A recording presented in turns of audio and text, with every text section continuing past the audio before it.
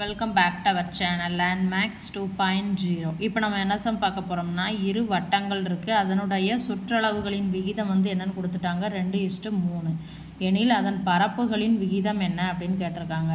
இப்போ நமக்கு வட்டத்தின் சுற்றளவுக்கு நமக்கு என்ன ஃபார்முலா தெரியும், சுற்றளவு இஸ் ஈக்குவல் டு 2 × π × r. அதே மாதிரி வட்டத்தின் பரப்பளவுக்கு ஃபார்முலா என்ன, πr². ஸோ இப்போ வந்து இரு வட்டங்களின் சுற்றளவுகளின் விகிதம் அப்படின்னா ஃபஸ்ட்டு நம்ம முதல் வட்டத்தை வந்து R1 அதனுடைய ரேடியஸ், அதே மாதிரி ரெண்டாவது வட்டத்தினுடைய ரேடியஸை R2 எடுத்துக்கிடலாம். ஸோ அப்போ இரு வட்டங்களின் சுற்றளவுகளின் விகிதம் எப்படி எழுதலாம், 2πr1 = 2πr2 is equal to என்னென்னு கொடுத்துட்டாங்க, 2:3. ஸோ இதிலேருந்து R1 = R2 என்னென்னு எழுதலாம், 2:3.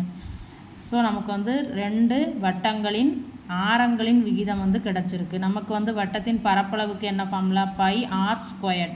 அதனால் இதை நான் இப்படி எழுத போகிறோம்னா R1/R2 = 2/3. ஸோ இப்போ ரெண்டு பக்கமும் ஸ்கொயர் பண்ணலாமா, அப்போ R1² / R2² = 4/9. இப்போ நம்ம என்ன பண்ணலாம், நமக்கு வந்து வட்டத்தின் பரப்பளவுக்கு ஃபார்முலா என்ன, πr². ஸோ அப்போ முதல் வட்டத்தின் பரப்பளவுக்கு என்ன ஃபார்முலா, πr1² ரெண்டாவது வட்டத்தின் பரப்பளவின் ஃபார்முலா வந்து என்னவாக இருக்கும், πr2² இஸ் ஈக்குவல் டு என்ன எழுதலாம், இது எப்படி மாறும், R1² R2² மாறுமா. ஸோ அப்போ it is nothing but R1² இது எப்படி எழுதலாம், 4/9 எழுதலாம். அப்போ இது 4:9 மாறும். ஸோ இதுதான் அந்த இரண்டு வட்டங்களின் பரப்பளவின் விகிதம்.